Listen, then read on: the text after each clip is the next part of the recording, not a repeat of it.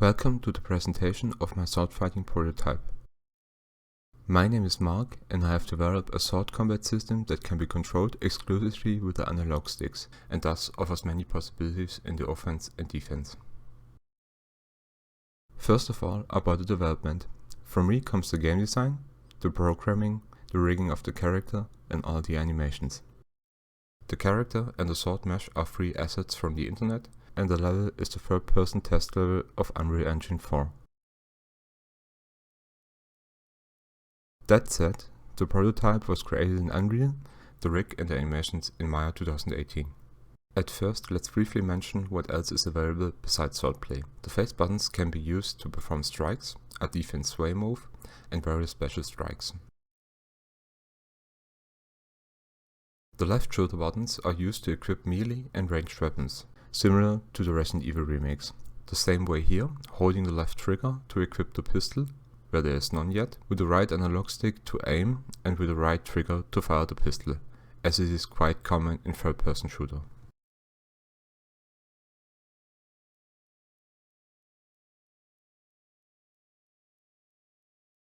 The right analog stick controls the camera in the normal mode. In aiming mode, holding the left trigger draws the ranged weapons. Holding the left bumper equips the sword on the back and the character enters the blade mode.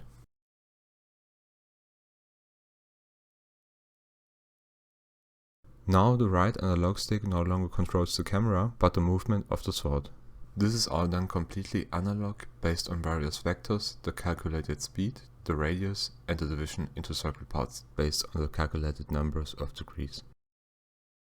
The sword exactly and directly mirrors the position and movement of the right analog stick.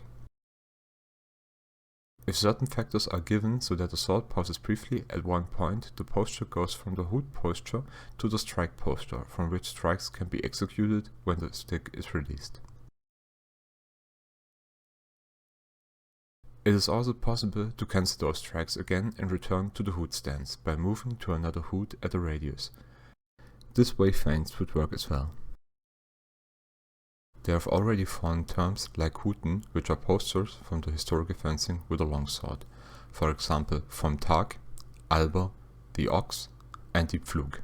The complete game is designed to imitate historical fencing with a longsword, both in ways such as the Hutenlauf, the circling with a sword through the postures, or Huten, as well as the correct representation of the strikes, such as the Oberhau, the Mittelhau, and the Unterhau from both sides. It is very likely that this prototype is the game that imitates this the most accurately so far. It has been extended with liberties such as the visible lung over time when the stick is held longer in one direction, which makes the blow stronger and also fires faster, that is, with more force. This mix of real-world and game features can also be seen here in the defense posture, which is selected by holding the right bumper within the blade mode. The parries present in real-world fencing are supplemented here with the addition of a controllable 360-degree block, as it is common in games, except that you still have to circle the blade in the right direction to defend. Again, completely analog and directly imitating the movement of the right analog stick. Being in the defense stance already offers more protection. Parries are executed from the center outwards in 8 directions and are subject to a timer. On the right side is the clearest to see when the parry turns into the block, but that happens everywhere when the timer runs out. Since this movement is also completely analog, it is possible to move the stick so slowly to the edge that the timer runs out before you reach the maximum radius. This can also be observed very well. This leaves designers a lot of options to control the parries. Does it only apply between certain times of the timer? Is the maximum radius included as a variable as well? Many possible approaches are covered.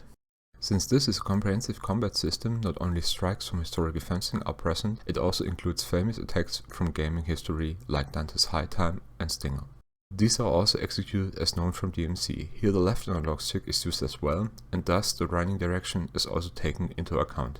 These strikes have been placed here on the lower hood, the Alber, where a stab is executed without any forward or backward movement. High Time Dante's Launcher is executed by an attack while moving backwards. In this case, a launcher and/or block breaker is performed in the same way instead of the normal stab. Stinger, Dante's lunging stab, is performed by an attack while moving forward. In this case, the lung is performed in the same way. Consider that in this hood, besides standing, going back and forth, the left and right movement could still lead to other strikes, and there are 8 Huten. This means up to 40 attacks can be accommodated in this way without having to be a combo. Should diagonal movement still be taken into account, this would be even more. Next to famous attacks from character action games, famous attacks from fighting games are added as well. In this case, quarter circular attacks, like Ryu's Hadouken, which was taken directly into the prototype with another example of a quarter circular attack, this time in clockwise direction. These are more complex to implement but offer another layer beside the walking direction attacks. Here, as well as in the famous Street Fighter, a timer is used, which means that quarter circle movements must be executed precisely and quickly to create a successful special attack. There are even some advantages here compared to the Great Roll model. On the one hand, you still are able to move freely around.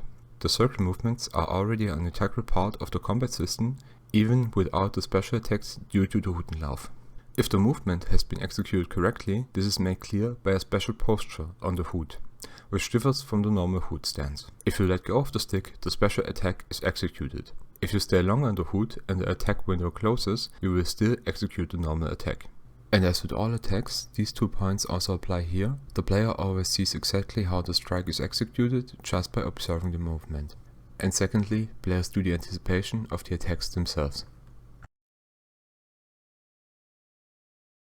As you could already see in this video, there are many gradations concerning the running speed, based on the posture.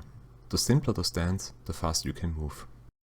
So you can move fast in the basic Hut, the so-called Sprechfenster in blade mode, than if the sword takes one of the other Huten at the edge of the circle. It gets even slower when it changes to the slash posture, when the character is able to strike. And during the slash itself, the character makes the appropriate forward or more rarely backward movement that would have to be made during the actual strike in fencing. This is often overlooked in games. In the defense stance, the movement is fundamentally slower with similar gradations, so when blocking, you move the slowest and even stop at a brief moment of the parry.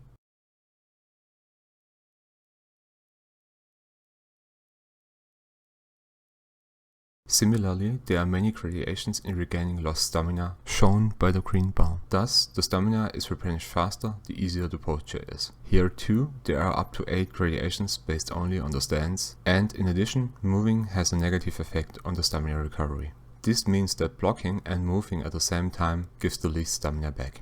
When it comes to stamina consumption, there are the usual cases like strikes, blocks and parries. But the fact that you control the sword at all times resides in a unique factor, namely that the pure movement of the sword also drains stamina.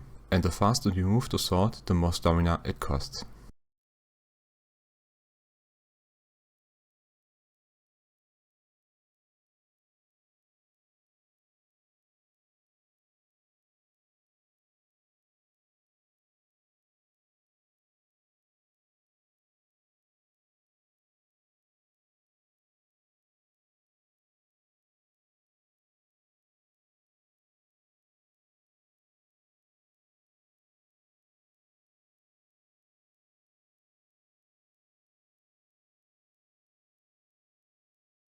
I hope you enjoyed this video. If you have any questions or suggestions, please don't hesitate to contact me. In the spirit of interactive animation, I will say goodbye with an improvised wave motion.